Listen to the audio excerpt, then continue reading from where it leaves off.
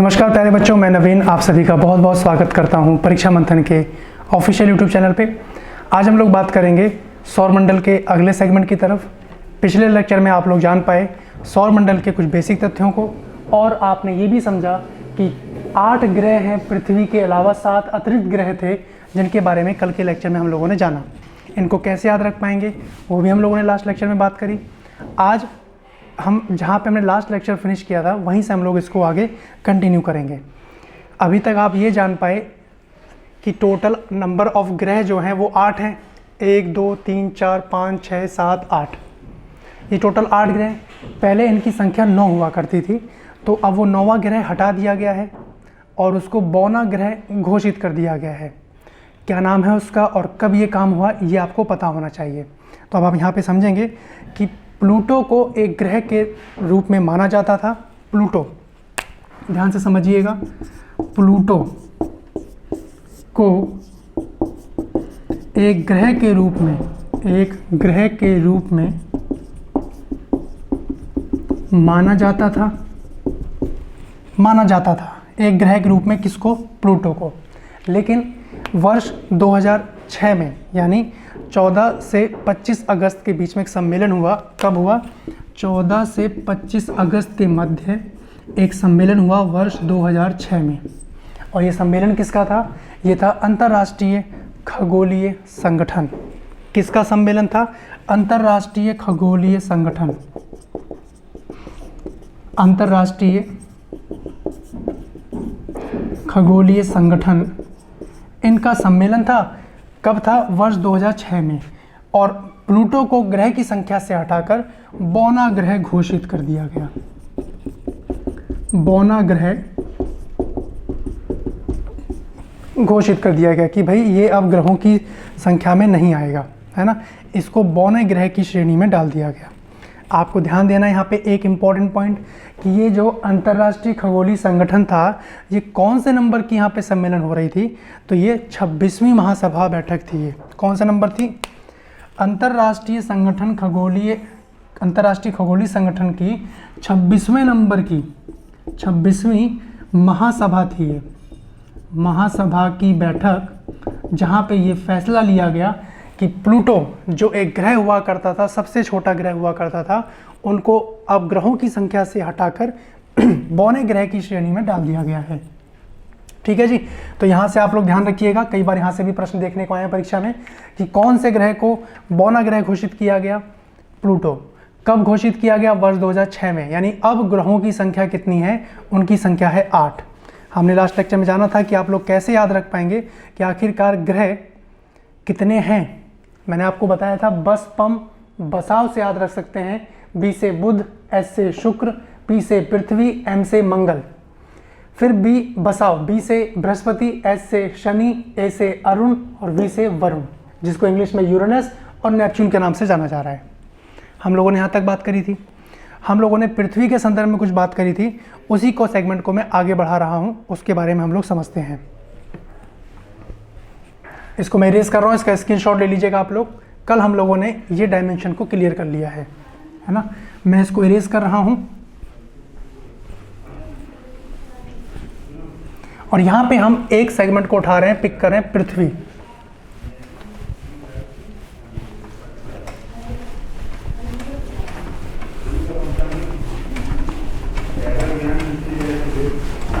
यहाँ पे हम लोग सौरमंडल के अंतर्गत अभी एक सेगमेंट के ऊपर बात करेंगे, पृथ्वी। बहुत ध्यान से समझिएगा, पृथ्वी।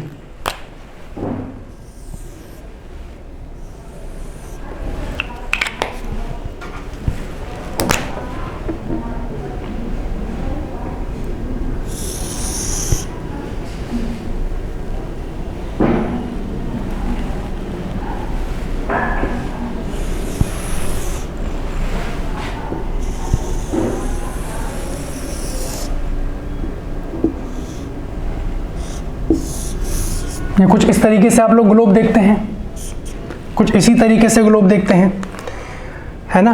हम लोगों ने जो एक रफली डायग्राम समझने के स्तर पे बनाया था वो कुछ इस तरीके से था कि भाई देशांतर रेखा ये हो गई विषुवत रेखा। लेकिन हकीकत में ये कुछ इस तरीके से है, ये विषुवत रेखा कुछ इधर है। ये जो आप बीच में एक सुई देख पा रहे हैं इसको बोलते हैं अक्ष। क्या बोलते हैं? अक्ष के नाम से जाना जाता है। यानी पृथ्वी अपने अक्ष पर झुकी हुई है। ध्यान से समझिएगा, बहुत इंपॉर्टेंट सेगमेंट है कि पृथ्वी अपने अक्ष पे झुकी हुई है। और आप ये देख पा रहे हैं 0 डिग्री आपकी विषुवत रेखा, विषुवत रेखा। उसके बाद हम लोगों ने पढ़ा था 23.5 डिग्री कर्क रेखा, और उसके बाद हम लोगों ने ये भी जाना था कि 23.5 डिग्री मकर रेखा, है ना। आप लोगों की परीक्षा का समय नज़दीक आ रहा है, इसलिए हम लोग सेगमेंट को थोड़ा जल्द से जल्द समझने का प्रयास करेंगे कि जहाँ से हम लोग मैक्सिमम स्कोर कर पाएँ। ठीक है, यानी इतने डायमेंशन तो आप लोग जान रहे हैं। भाई पृथ्वी की संदर्भ में हम लोग बात कर रहे हैं, तो सबसे पहला पॉइंट आप यहाँ पे ध्यान रखिएगा कि आखिरकार पृथ्वी दिवस मनाया कब जाता है। पूछा भी गया है परीक्षा में, तो एक पॉइंट बना के लिखेंगे, पृथ्वी दिवस 22 अप्रैल को मनाया जाता है। पृथ्वी दिवस कब मनाया जाता है? 22 अप्रैल को मनाया जाता है। क्या? पृथ्वी दिवस। ठीक है, अब आप लोग जान पाए कि पृथ्वी को अंतरिक्ष से देखने पर नीला दिखाई देता है। इसके 3/4 हिस्से में पानी भरा हुआ है ना। पानी भरे होने के कारण इसको नीला ग्रह भी बोलते हैं।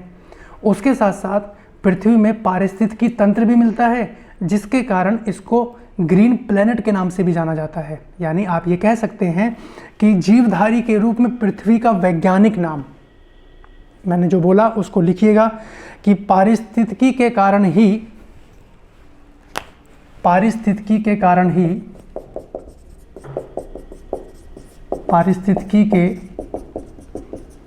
ही पृथ्वी को ग्रीन प्लैनेट के नाम से जाना जाता है। ग्रीन प्लैनेट के नाम से जाना जाता है, जो इसका एक वैज्ञानिक नाम है,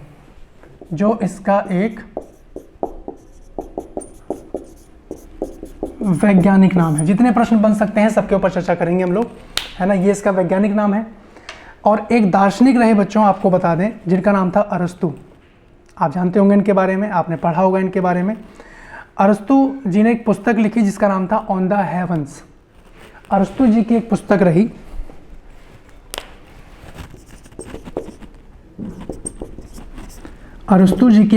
रही, जिसका नाम था on the heavens. On the heavens. इस पुस्तक में इन्होंने वर्णन किया कि पृथ्वी गोलाकार है, कि पृथ्वी का आकार कैसा है? गोलाकार है। और ये कहने वाले ये पहले व्यक्ति रहे, पहले दार्शनिक रहे। यानी आप ये कह सकते हैं कि सबसे पहले ये किसने उल्लेख किया कि पृथ्वी गोलाकार की है? अरस्तु ने इसका वर्णन किया। आप यहाँ लिख सकते हैं कि सर्वप्रथम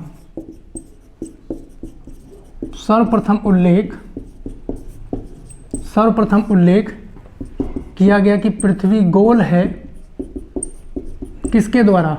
अरस्तु के द्वारा। बाकी आपने ये भी पढ़ा है, हमने लेक्चर में कवर किया था कि पृथ्वी संतरे के आकार की भी है। किसने कहा था? कमेंट सेक्शन में बताइएगा कि पृथ्वी संतरे की आकार की है, ये किसका कथन था।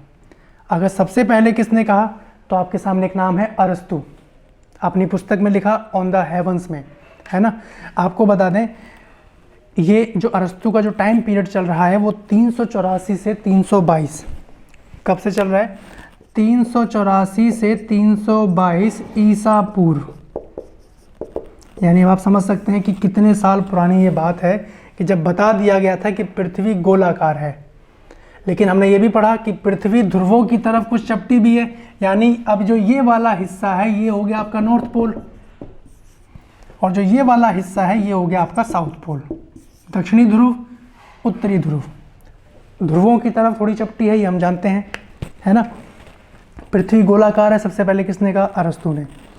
अब आप जो देख पा रहे हैं कि पृथ्वी अपने अक्ष पर, यानी ये सुई जो आप देख पा रहे हैं इसको अक्ष बोला जा रहा है। पृथ्वी अपने अक्ष पर झुकी हुई है, कितने डिग्री झुकी हुई है ये आपको पता होना चाहिए। नेक्स्ट पॉइंट में लिखिएगा आप लोग कि पृथ्वी अपने अक्ष पर 23.5 डिग्री झुकी हुई है। पृथ्वी अपने अक्ष पर कितना डिग्री? 23.5 डिग्री झुकी हुई है। कितना डिग्री भाई? ध्यान रखिएगा बच्चों, 23.5 डिग्री अपने अक्ष पर ये झुकी हुई है और इसी अक्ष पर ये रोटेशन करती है। इसी अक्ष पर ये रोटेशन करती है कि जैसे मान लीजिए, देखिए जरा समझिए, यहाँ पे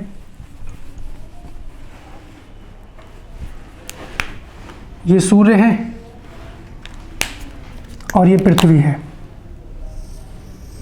आपको इतना पता लगा ये अपने अक्ष पे झुकी हुई है, अपने अक्ष पे रोटेशन भी कर रही है और सूर्य के चक्कर भी लगा रही है। अपने अक्ष पे रोटेशन करते हुए जा रही है और सूर्य के चक्कर भी लगा रही है ना। अब इसी अक्ष के सहारे अगर हम बात करें, पृथ्वी 1000 मील प्रति घंटे, कितना?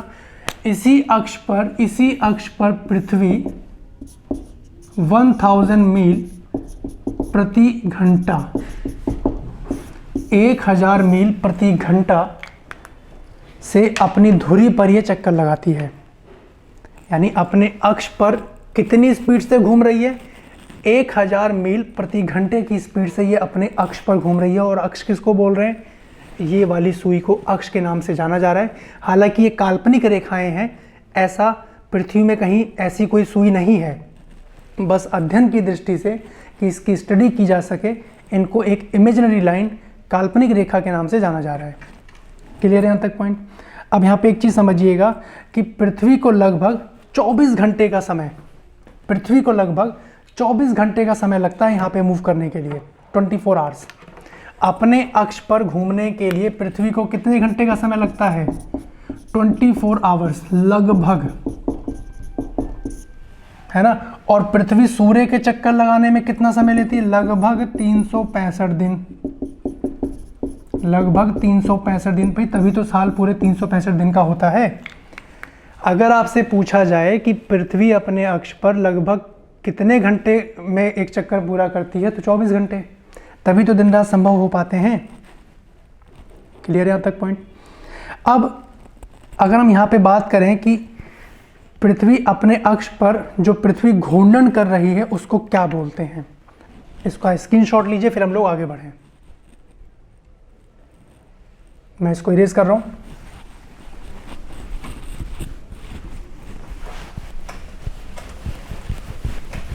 देखिए ध्यान से समझिएगा कि पृथ्वी अपने अक्ष पर जो घूर्णन कर रही है, ये जो मूवमेंट हो रहा है लगभग 24 घंटे के अंतराल पे 1000 मील प्रति घंटे की रफ्तार से, ये इसको क्या कहा जाता है? भू परिभ्रमण। क्या बोलते हैं? यहीं पे मेंशन कीजिएगा कि पृथ्वी अपने अक्ष पर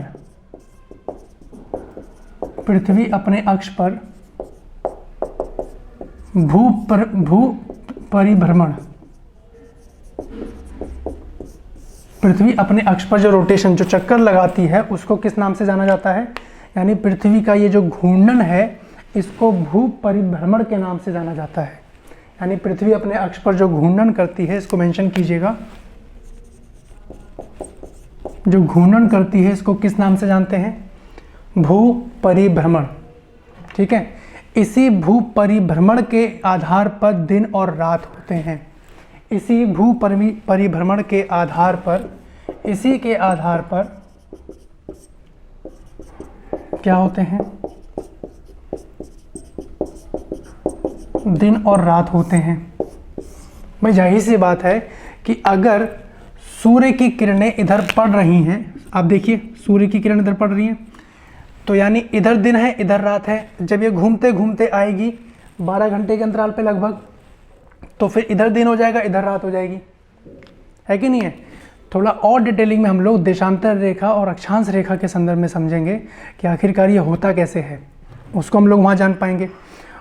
आपने जाना कि पृथ्वी अपने अक्ष पे जो घूर्णन कर रही है, इसके कारण तो दिन और रात हो रहे हैं, इसके कारण दिन और रात हो रहे हैं।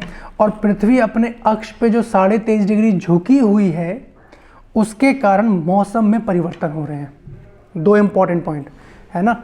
आप लिख सकते हैं, पहला पॉइंट ये आपने लिखा, दूसरा पॉइंट लिखेंगे कि भू परिभ्रमण और 23.5 डिग्री अक्ष पर झुकाव के कारण ही क्या हो रहा है, मौसम में परिवर्तन हो रहा है। क्या हो रहा है बच्चों, मौसम में परिवर्तन हो रहा है। अपने अक्ष पे झुकाव और ये जो भू परिभ्रमण हो रहा है, इसके कारण ही कहीं ना कहीं मौसम में परिवर्तन भी देखने को मिल रहा है। ठीक है, इसका स्क्रीनशॉट लीजिए, फिर हम लोग आगे बात करें।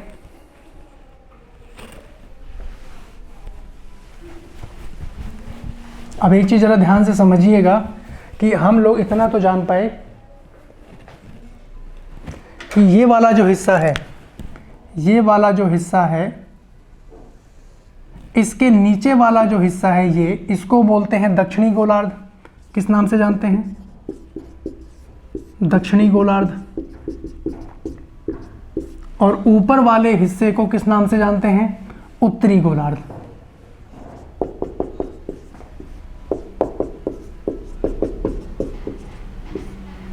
इसको किस नाम से जानते हैं, उत्तरी गोलार्ध। इसको किस नाम से जानते हैं, दक्षिणी गोलार्ध। यहाँ पे 2 डेट आप लोग ध्यान रखिएगा, और वो डेट है 21 मार्च और 23 सितंबर। मैंने क्या कहा, 21 मार्च और 23 सितंबर, 23 सितंबर। ये डेट आपको भूलनी नहीं है।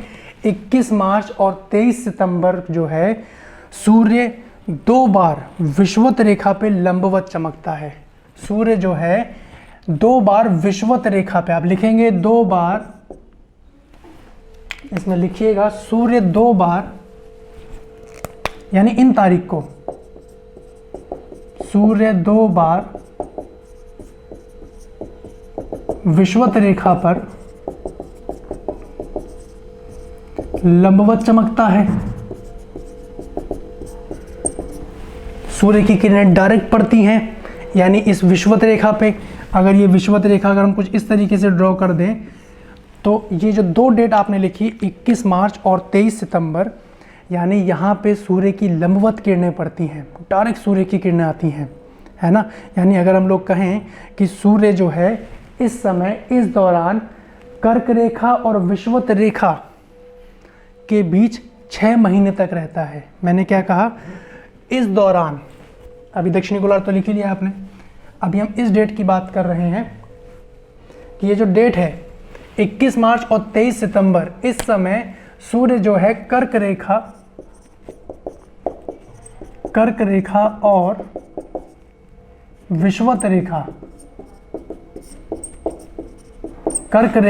विषुवत रेखा के मध्य रहता है 6 माह तक इनके मध्य रहता है। यही कारण है कि उत्तरी गोलार्ध में इस दौरान आप देख पाएंगे 21 मार्च से लेकर 23 सितंबर तक गर्मी का मौसम रहता है ना। यानी उत्तरी गोलार्ध में इस समय कौन सी ऋतु है, ग्रीष्म ऋतु। आप लिखेंगे कि उत्तरी गोलार्ध में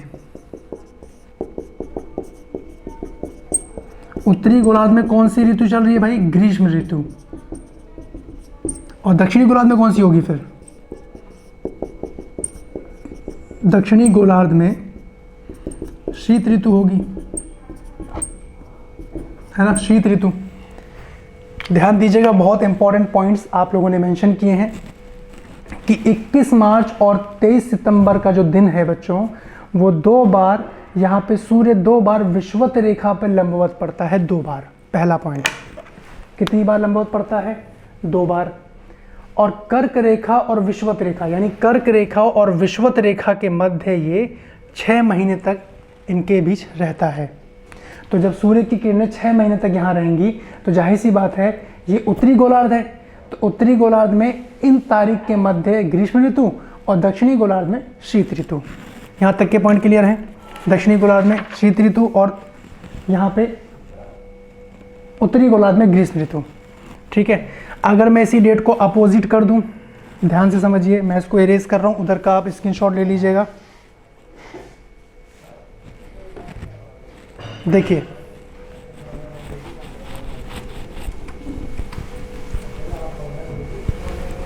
अगर इसी डेट को अपोजिट कर दिया जाए, यानी 23 सितंबर से 21 मार्च,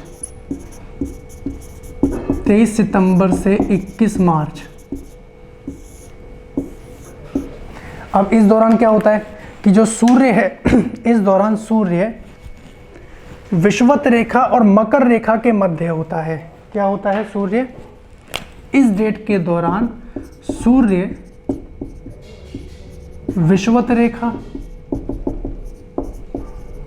विषुवत रेखा और मकर रेखा के मध्य होता है। मकर रेखा के मध्य होता है। जब इनके मध्य होगा तो दक्षिणी गोलार्ध में ग्रीष्म ऋतु होगी। तो दक्षिणी गोलार्ध में कौन सी ऋतु? ग्रीष्म ऋतु होगी। और उत्तरी गोलार्ध में कहीं ना कहीं शीत ऋतु है।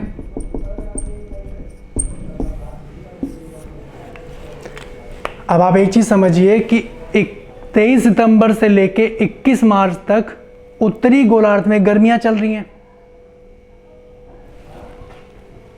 है ना। उत्तरी गोलार्ध में कहीं ना कहीं सर्दियां चल रही हैं, उत्तरी गोलार्ध में शीत ऋतु है। तो यानी एक डेट यहाँ पे ये भी आएगी 25 दिसंबर वाली, जिस दिन मनाया जाता है क्रिसमस डे। तो प्रश्न क्या पूछा पीसीएस में कि यदि 25 दिसंबर को भारत में अगर क्रिसमस डे मनाया जा रहा है तो ऑस्ट्रेलिया में कौन सा मौसम चल रहा है? निकाल पाएंगे आंसर? भाई इस डेट के मध्य कोई भी सेलिब्रेशन भारत में हो रहा है क्योंकि यहाँ तो सर्दियाँ हैं। दक्षिणी गोलार्ध में कौन होगा भाई उस समय? क्योंकि दक्षिणी गोलार्ध में आप देख पाएंगे ऑस्ट्रेलिया तो कहीं ना कहीं मकर रेखा उसके बीचों बीच जा रही है, और इस दौरान दक्षिणी गोलार्ध में तो गर्मी है। तो कौन सा मौसम होगा? गर्मी का मौसम होगा। क्लियर है? ये दो डेट आपको ध्यान रखनी है, 21 मार्च और 23 सितंबर।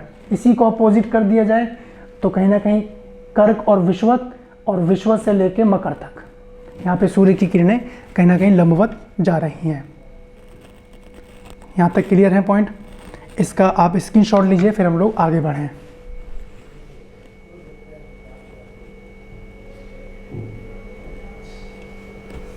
इसका स्क्रीनशॉट लीजिए, फिर हम लोग आगे बढ़ें।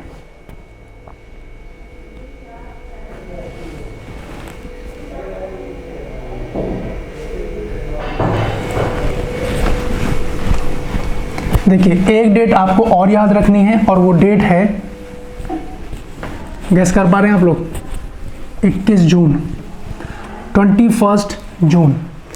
21 जून का वो दिन, वो डेट जिस दिन सूर्य कर्क रेखा पे लंबवत पड़ता है। कौन सी डेट है? 21 जून। 21 जून ये वो तारीख जिस दिन सूर्य की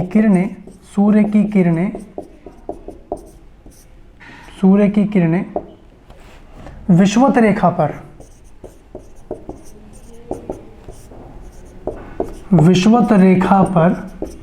लंबवत पड़ती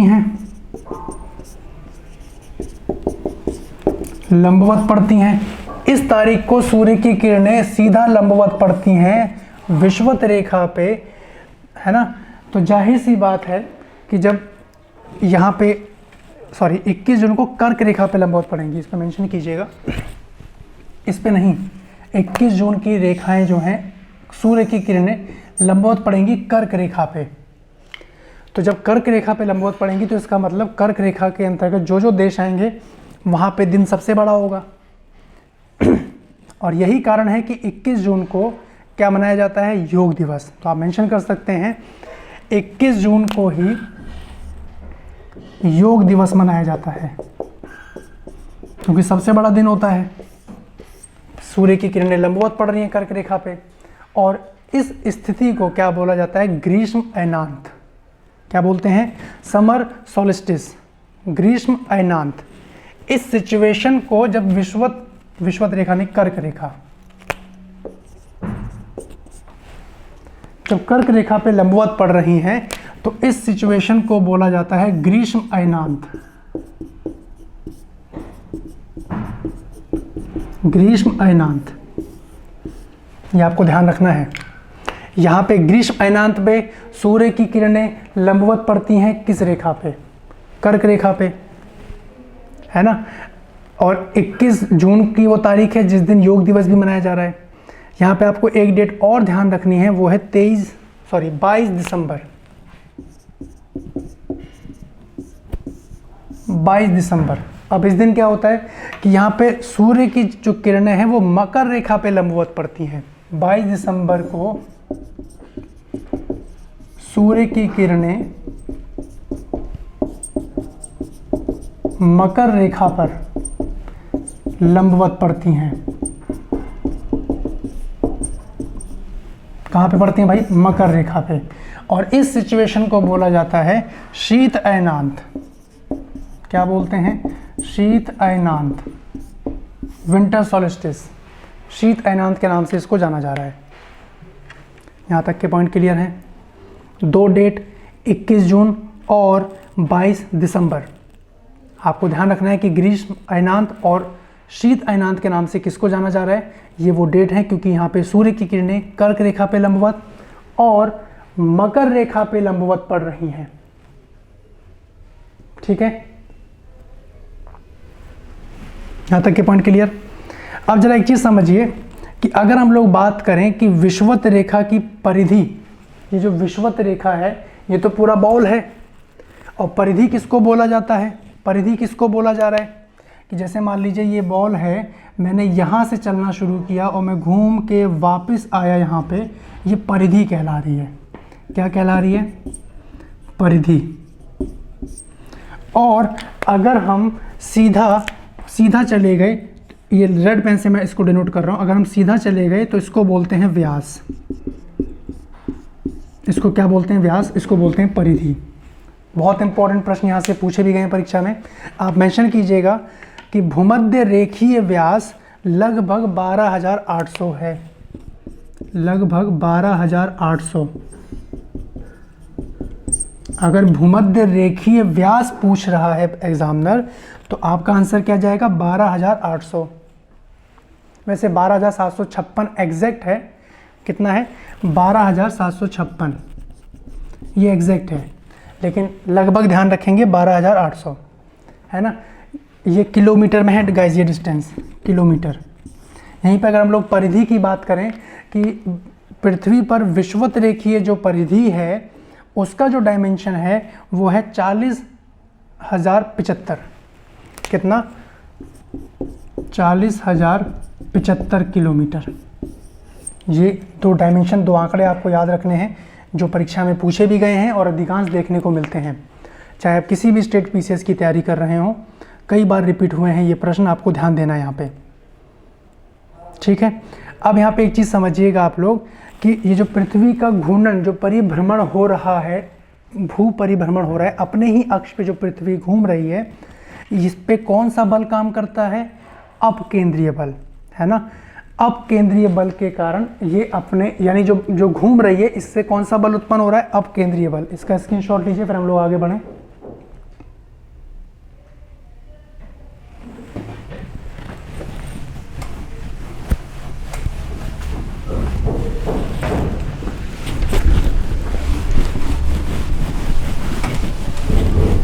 यानी पृथ्वी अपने अक्ष पे जो घूम रही है, इस पे कौन सा बल निकल रहा है? अपकेंद्रीय बल। साइंस में पढ़िएगा आप लोग इसके बारे में, अपकेंद्रीय बल, है ना। इसके बारे में जरा समझें कि ये जो अपकेंद्रीय बल जो जनरेट हो रहा है, इसके अंतर्गत यहाँ पे जो विषुवत रेखा है, जो भूमध्य रेखा है, यहाँ पे किसी भी पिंड का भार सबसे कम होगा। इसी अपकेंद्रीय बल के कारण विषुवत रेखा पे आप लिखेंगे एक पॉइंट कि विषुवत रेखा पे किसी भी पिंड का भार, किसी भी पिंड का भार सबसे कम होता है। सबसे कम कहाँ होता है? विषुवत रेखा पे सबसे कम होता है ना। शायद यही कारण है, आप लोग देखेंगे आगे चल के, हम लोग डिस्कस करेंगे उसके ऊपर, कि साउथ अमेरिका में एक क्षेत्र पड़ता है फ्रेंच गुयाना, अगर आप लोगों ने नाम सुना हो, हमने साउथ अमेरिका कॉन्टिनेंट में समझा भी है।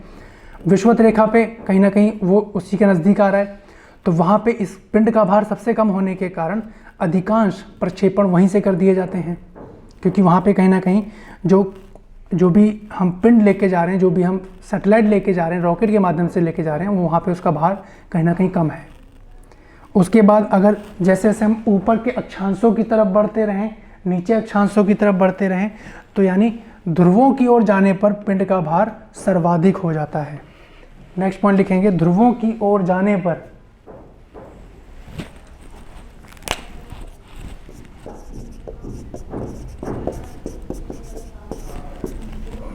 ध्रुवों की ओर जाने पर पिंड का भार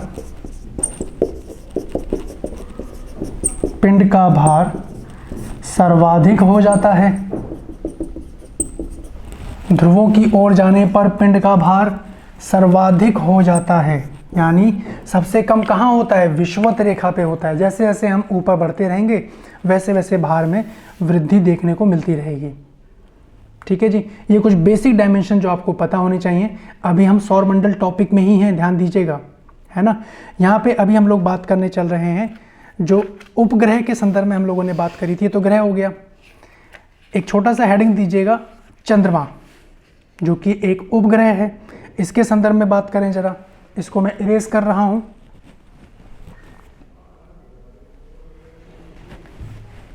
अब एक चीज जरा आप समझ पाए,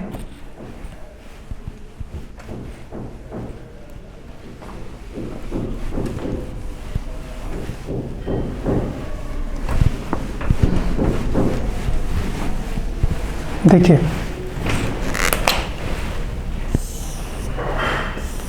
मान लीजिए ये सूर्य है और ये पृथ्वी है और ये चंद्रमा है, ठीक है जी। तो पृथ्वी किसके चक्कर लगा रही है? पृथ्वी चक्कर लगा रही है सूर्य के। पृथ्वी चक्कर लगा रही है सूर्य के अपने अक्ष पे रोटेट होते हुए, और चंद्रमा पृथ्वी के चक्कर लगा रहा है। चंद्रमा पृथ्वी के चक्कर लगा रहा है। अभी समझते चलिए, आगे हम लोग बहुत सारी चीज़ों को बात करेंगे कि ज्वार भाटा कैसे आ रहा है, सूर्य चंद्रमा चंद्र ग्रहण सूर्य ग्रहण ये कैसे लग रहे हैं। आप इसको ऐसे समझिए, ध्यान से देखिएगा कि अगर हम लोग बात करें कि पृथ्वी की, तो पृथ्वी चक्कर लगा रही है किसके? पृथ्वी चक्कर लगा रही है सूर्य के, और चंद्रमा जो कि एक उपग्रह है ये चक्कर लगा रहा है पृथ्वी के। ऐसे ही करते करते जितने ग्रह हैं, टोटल 8 ग्रह हैं, कुछ के पास उसके उपग्रह नहीं हैं और कुछ के पास हैं तो बहुत ज़्यादा हैं, कुछ के पास कम हैं। लेकिन पृथ्वी एकमात्र ऐसा ग्रह है जिसके पास उसका एक चंद्रमा है। कितना? एक चंद्रमा। यानी पृथ्वी के पास उपग्रह के रूप में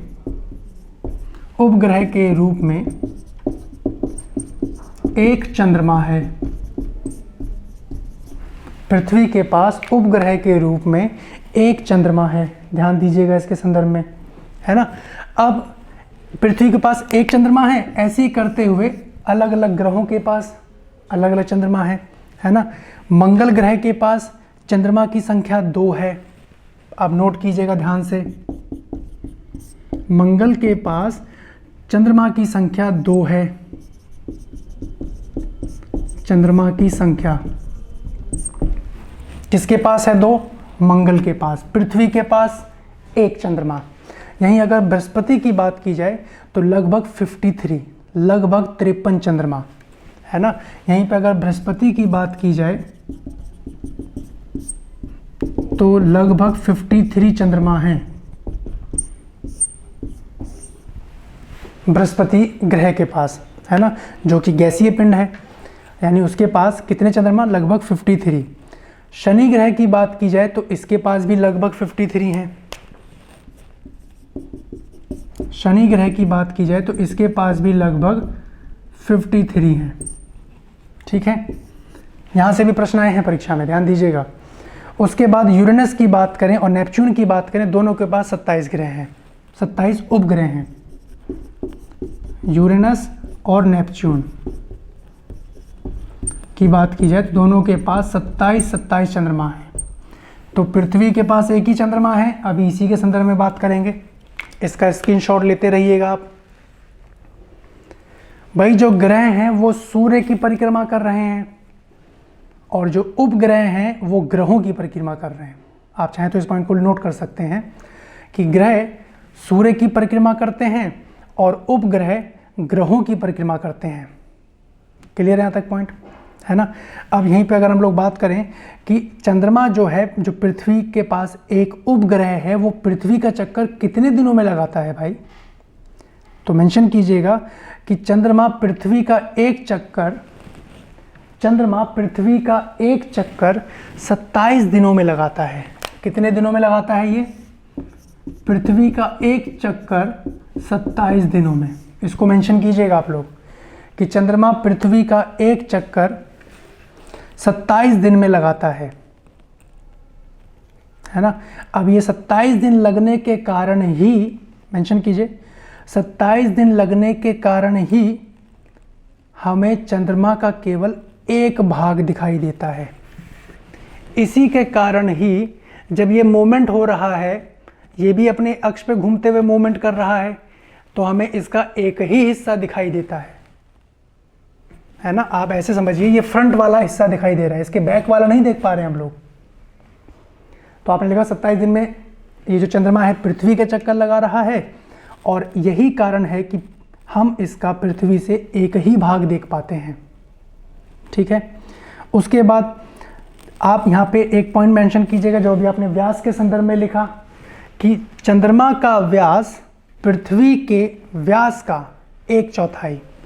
चंद्रमा का व्यास, व्यास जान गए, परिधि नहीं, व्यास। चंद्रमा का व्यास पृथ्वी के व्यास का 1/4 है। चंद्रमा का व्यास पृथ्वी के व्यास का 1/4 है, 1/4 है ना। और यही कारण भी है कि इसलिए ये हमें बड़ा दिखता है, 1/4 है, क्योंकि हम काफ़ी डिस्टेंस से देख पा रहे हैं इसको, है ना। और यहाँ पे आप एक पॉइंट मेंशन कीजिएगा कि वो पहला व्यक्ति कौन रहा जो चंद्रमा पे गया। सोच पा रहे हैं ना हम? नाम नोट कीजिएगा इनका डेट के साथ।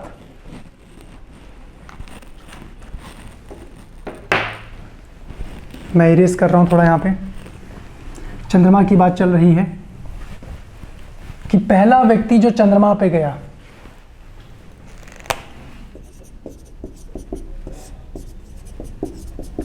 पहला व्यक्ति जो चंद्रमा पर गया, मैं उम्मीद कर रहा हूं आप लोग सोच पा रहे होंगे, उनका नाम है नील आर्मस्ट्रॉन्ग। क्या नाम है? Neil Armstrong. ये पहले व्यक्ति रहे जो चंद्रमा पे पहुंचे, है ना।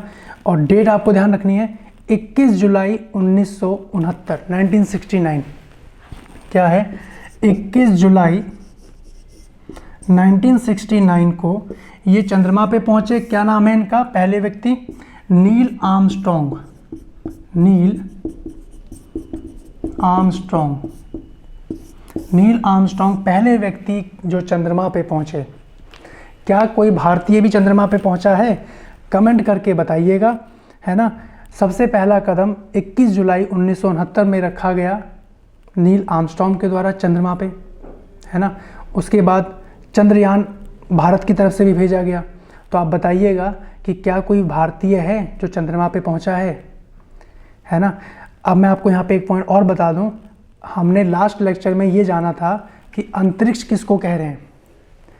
पृथ्वी की सतह से 100 किलोमीटर की ऊंचाई के बाद के एरिया को बाह्य अंतरिक्ष के नाम से जाना जा रहा है। और अंतरिक्ष में जाने वाले पहले भारतीय, नाम नोट कीजिएगा, राकेश शर्मा। 3 अप्रैल 1984। 3 अप्रैल 1984 को पहले भारतीय पहले भारतीय जो अंतरिक्ष में गए, जो अंतरिक्ष में गए 3 अप्रैल 1984 को, इनका नाम है राकेश शर्मा। राकेश शर्मा, ठीक है जी। इनसे इंदिरा गांधी जी ने पूछा, बात हुई टेलीफोन के माध्यम से कि आपको भारत कैसे दिखाई देता है अंतरिक्ष से, तो उनका जवाब था सारे जहां से अच्छा हिंदुस्तान हमारा। समझ रहे हैं आप? इमेजिन कीजिए वो वर्ड, वो मोमेंट क्या होगा जब ये कहीं ना कहीं कन्वर्जेशन हो रहा है, ठीक है। अच्छा, ये तो हो गए उपग्रह। आप लोग जान पाए कि पृथ्वी का एक उपग्रह, ये प्राकृतिक उपग्रह हैं जो कहीं ना कहीं ब्रह्मांड आप देख पाएंगे अंतरिक्ष में। चंद्रमा तो आप यहीं पृथ्वी से देख पाते हैं आप लोग। मंगल के 2 उपग्रह हैं, बृहस्पति शनि के 53 हैं लगभग, यूरेनस के 27 हैं, नेपच्यून के 27 हैं लगभग, चंद्रमा की संख्या है ना। उसी तरीके से चंद्रमा के संदर्भ में आप लोगों ने जाना ये उपग्रह हैं सारे, और कुछ उपग्रह होते हैं मानव के द्वारा निर्मित, है ना, जिनको कृत्रिम पिंड के नाम से जाना जाता है, जो वैज्ञानिकों के द्वारा बनाए जाते हैं। मैं इसको इरेज कर रहा हूँ, इसका स्क्रीनशॉट लीजिए, फिर हम लोग आगे बढ़ें।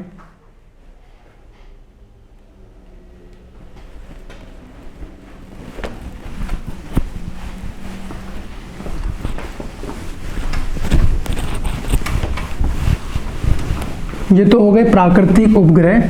अब आप लिखिएगा, अब मेंशन कीजिएगा इसके अंतर्गत कि कुछ उपग्रह मानव निर्मित उपग्रह भी हैं। कुछ उपग्रह मानव निर्मित उपग्रह भी हैं, मानव निर्मित उपग्रह, है ना, जिनको हम लोग कृत्रिम पिंड के नाम से जानते हैं। किस नाम से जानते हैं? कृत्रिम पिंड के नाम से जानते हैं। और इनको किनके द्वारा बनाया जाता है? वैज्ञानिकों के द्वारा बनाया जाता है। वैज्ञानिकों के द्वारा बनाया जाता है। कृत्रिम पिंडों को किसके द्वारा बनाया जा रहा है? वैज्ञानिकों के द्वारा बनाया जा रहा है। और इन कृत्रिम उपग्रहों को बनाने का उद्देश्य क्या होता है, आप जरा जान पाएँ कि ब्रह्मांड की जानकारी हमें मिलती रहे और संचार माध्यम के साधन भी हमें मिलते रहें, है ना। आप देखेंगे कि जैसे ये वाला हिस्सा आप देख पा रहे हैं, आपकी जानकारी के लिए केवल, ये हालांकि साइंस एंड टेक का मामला रहेगा, आप उसमें पढ़ेंगे कि कुछ इस तरीके से मूवमेंट होता है एक उपग्रह का। आप देख पा रहे हैं इस तरीके से मूवमेंट हो रहा है, और भारत हमारा कहीं ना कहीं यहाँ पे बना हुआ है, कहीं ना कहीं इस तरफ है भारत। भारत के 8 राज्यों से कर्क रेखा जा रही है, और भारत के संदर्भ में ये कौन से लोकेशन पे मूवमेंट हो रही है? ये मान लीजिए कोई उपग्रह है, जो एक कोई सैटेलाइट है जो मूवमेंट कर रही है, तो ये भारत के कौन से हिस्से में कर रही है? दक्षिणी हिस्से में मूवमेंट हो रहा है ना।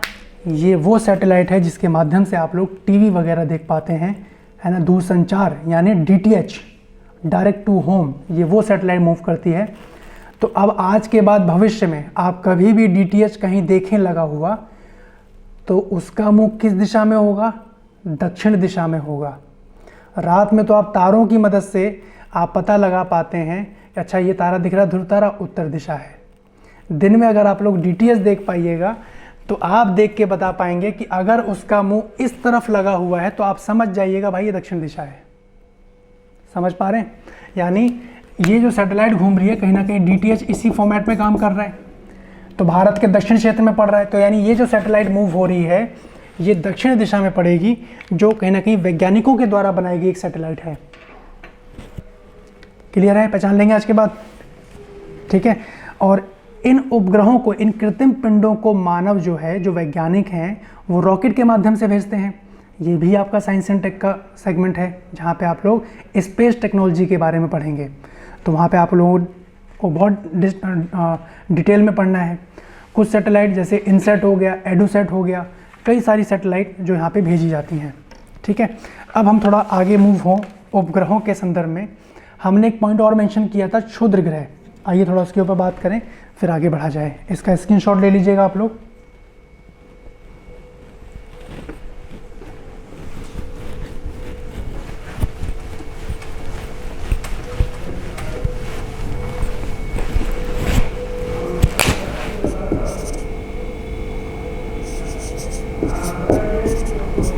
क्षुद्र ग्रह। अभी आखिरकार क्षुद्र ग्रह होते कहाँ हैं और पाए कहाँ जाते हैं, ये आपको ध्यान देना है। क्षुद्र ग्रह है ना, देखिए तारों की बात की जाए या ग्रहों की बात की जाए या उपग्रहों की बात की जाए, ये बहुत संख्या में ये सारे पिंड हैं, कहीं ना कहीं आप देख पाएंगे जो सूर्य के चक्कर लगा रहे हैं, है ना, और सूर्य के चारों ओर चक्कर जो लगा रहे हैं, इनमें से क्षुद्र ग्रह भी मौजूद हैं जो सूर्य के चक्कर लगा रहे हैं। इसी के संदर्भ में ये वैज्ञानिकों ने ये कहा कि क्षुद्र ग्रह जो हैं ये भी ग्रहों का ही एक भाग हैं। किनके अनुसार? वैज्ञानिकों के अनुसार, ध्यान दीजिएगा, वैज्ञानिकों के अनुसार क्षुद्र ग्रह भी ग्रहों का एक भाग है। क्षुद्र ग्रह भी ग्रहों का एक भाग है ना, और ये विस्फोट हो जाने के कारण ग्रहों से टूट गए हैं, ग्रहों से अलग हो गए हैं। भाई सभी ग्रह सूर्य के चक्कर लगा रहे हैं और उसमें कोई विस्फोट हुआ, वो टूट गए। तो अब सबसे इम्पोर्टेंट प्रश्न ये आता है कि कौन से ग्रहों में विस्फोट हुआ और कहाँ पाए जाते हैं ये। पीसीएस का प्रश्न कि किन ग्रहों के मध्य ये पाए जाते हैं। दूसरा प्रश्न कि ये जो क्षुद्र ग्रह पाए जाते हैं, जिन ग्रहों के मध्य पाए जाते हैं, उनका क्या नाम है ना। अब ध्यान से समझिएगा, हम लोगों ने बात करी थी बस, पम, बसाव, बुध, शुक्र, पृथ्वी, मंगल, बृहस्पति, शनि, अरुण, वरुण, ये टोटल 8 ग्रह थे, है ना। ये आपका मंगल है, ये बृहस्पति है। आपको ध्यान देना है कि मंगल और बृहस्पति के मध्य ये कक्षाओं में पाए जाते हैं। आप देख पाएंगे, आप अगर गूगल से इमेज वगैरह डाउनलोड करें तो कहीं ना कहीं यहाँ पे ये क्षुद्र ग्रह पाए जाते हैं। उम्मीद करता हूँ याद रख पाएंगे किनके मध्य ये क्षुद्र ग्रह पाए जाते हैं। मंगल और बृहस्पति के मध्य, मंगल और बृहस्पति के मध्य ये क्षुद्र ग्रह पाए जाते हैं। आप इनको नोट कीजिएगा, जो मैं पॉइंट बोल रहा हूँ अक्षरता इनको नोट करते चलें, है ना। तो मंगल और बृहस्पति के मध्य पाए जाते हैं, मध्य कक्षाओं में पाए जाते हैं। उसके बाद इसका क्या नाम है वो मेंशन कीजिएगा। एस्ट्रॉइड, एस्ट्रॉइड नामक क्षुद्र ग्रह कहाँ पाया जाएगा? मंगल और बृहस्पति के मध्य। क्या नाम? एस्ट्रॉइड।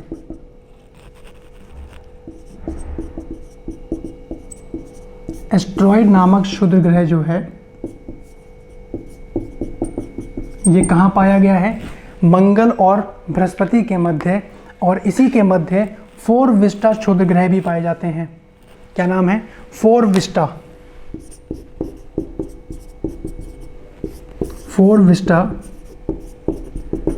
क्षुद्र ग्रह, यानी आप जहाँ पे भी क्षुद्र ग्रह की बात समझेंगे तुरंत माइंड पे आपके आंसर आना चाहिए कि भाई ये तो मंगल और बृहस्पति के मध्य पाए जाते हैं और किसी के मध्य नहीं है। तो यानी विस्फोट कहाँ हुआ होगा? मंगल और जो बृहस्पति जो ग्रह हैं इन्हीं में कहीं ना कहीं विस्फोट हुआ और छोटे छोटे खंडों में ये टूट गया और फाइनली ये क्षुद्र ग्रह के रूप में सामने आया। याद रख पाएंगे किनके मध्य पाया जाता है, क्या नाम है, होते क्या हैं? ये भी ग्रहों के ही एक भाग हैं, क्षुद्र ग्रह। और आपने एक नाम पढ़ा था उल्कापिंड।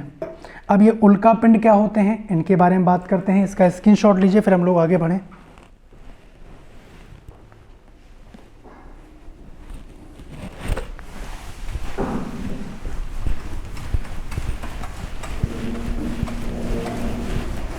जो बच्चे फर्स्ट टाइम ज्योग्राफी सब्जेक्ट पढ़ रहे हैं कंपटीशन एग्जाम के पॉइंट ऑफ व्यू से, है ना, आपने 10वीं तक तो पढ़ा ही होगा भूगोल के बारे में। जिनका आर्ट विषय नहीं रहा उनको भी अध्ययन करने का मौका नहीं मिला होगा, लेकिन मैं प्रयास करूंगा कि सारे बेसिक पॉइंट आप लोगों के पहले क्लियर हों। जब नींव मजबूत रहेगी तभी तो बिल्डिंग मजबूत बन पाएगी, है कि नहीं है। तो अब जरा यहाँ पे समझिए, उल्कापिंड यानी ये भी सूर्य के चारों ओर चक्कर लगाने वाले ये पत्थरों के छोटे छोटे टुकड़े हैं। अब ये पृथ्वी पे भी कई बार आ जाते हैं, कई बार नहीं आते हैं, लेकिन हमने बात करी थी किसी न किसी खिंचाव बल के कारण ये सूर्य के चक्कर लगा रहे हैं, कटे हुए हैं, है ना। तो आप लिख सकते हैं उल्कापिंड। उल्कापिंड, इसमें एक पॉइंट आप मेंशन कर सकते हैं कि सूर्य के चारों ओर चक्कर लगाने वाले पत्थरों के छोटे छोटे टुकड़े। उल्का पिंड किनको बोलते हैं? सूर्य के चारों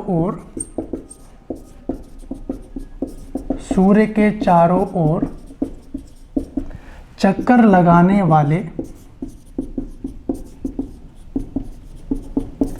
पत्थरों के छोटे छोटे टुकड़े। पत्थरों के छोटे छोटे टुकड़े हैं, ये पत्थरों के टुकड़े हैं। ये कौन? उल्का पिंड। इन्हीं को उल्का पिंड के नाम से जाना जा रहा है। क्लियर है यहाँ तक पॉइंट, है ना? आगे बात करते हैं। अब हम मूव करेंगे आकाशगंगा की तरफ।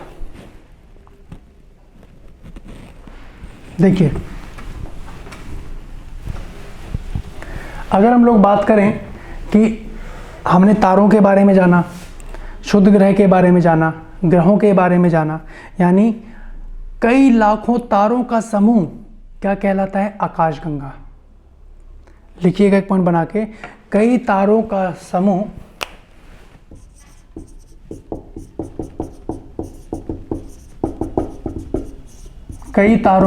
क्या कहला रहा है? आकाशगंगा। आकाशगंगा के नाम से जाना जा रहा है। इसको मिल्की वे भी बोलते हैं और इसको मंदाकिनी के नाम से भी जाना जाता है। इसी आकाशगंगा को किस नाम से जाना जाता है? मिल्की वे। मिल्की वे या मंदाकिनी। इसी आकाशगंगा को मिल्की वे या मंदाकिनी के नाम से जाना जाता है।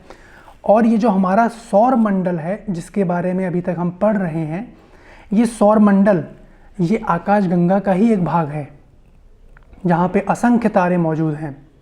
तो यानी ये जो हमारा सौर मंडल है,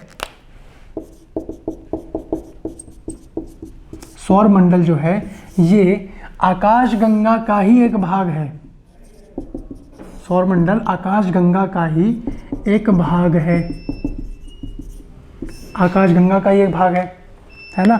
और यहाँ पे अगर हम बात करें कि प्राचीन भारत में अगर हम लोग मूव करें, तो वहाँ पे हम इसकी कल्पना एक आकाश में बहते हुए प्रकाश की नदी के रूप में कर सकते हैं। कैसे लगता है कि भाई आकाश में कोई प्रकाश की नदी बह रही है, कुछ इस तरीके से हम लोग इसको इमेजिन कर सकते हैं, है ना?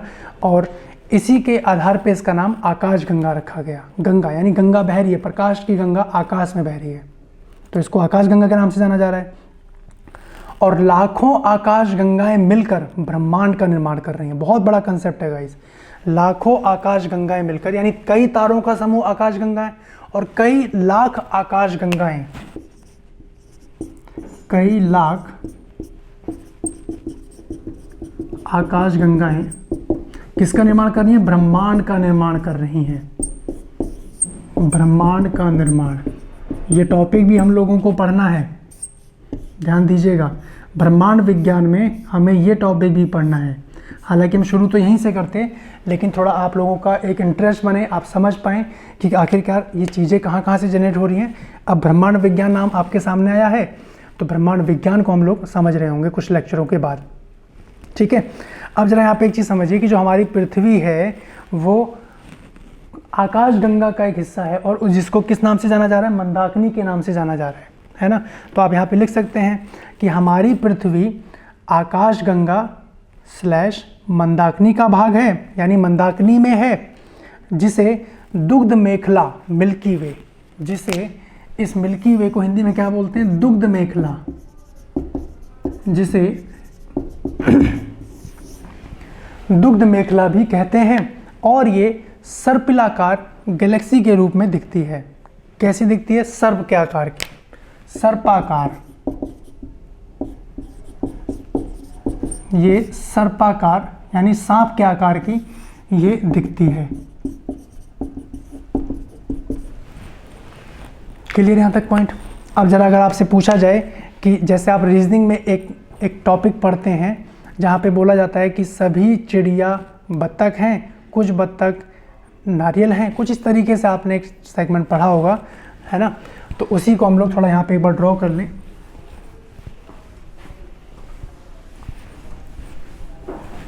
अगर मैं आप लोगों के सामने एक यहाँ पे डायग्राम ड्रॉ करूँ, ये है ब्रह्मांड, ये क्या है, ये ब्रह्मांड है ना। और ब्रह्मांड के अंदर ही आकाशगंगाएं हैं, है ना, ब्रह्मांड के अंदर ही आकाशगंगाएं हैं।